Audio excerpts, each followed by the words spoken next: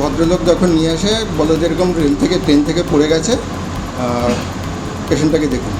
এবার আমি যখন যাই এমার্জেন্সিতে দেখতে, ওখানে পেশেন্ট তখন ড্রাউজি অবস্থায় আছে, অর্থাৎ গ্যাস্ট্রিং অবস্থায়, শ্বাসকষ্টের মতো হচ্ছে।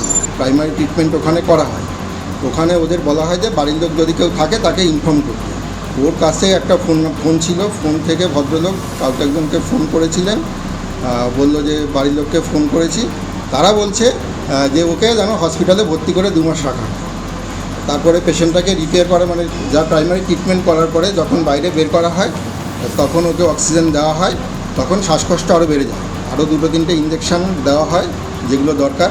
সেগুলো দেওয়ার পরে ভদ্রলোকের আর মুখ দিয়ে গাঁজা বেরিয়ে ওখানেই এক্সপায়ার করে। মানে এই যুবকটি ট্রেন থেকে পড়ে গিয়ে মৃত্যু হয়েছে, যা খবর পাওয়া গেছে, হিস্ট্রি যা পাওয়া গেছে।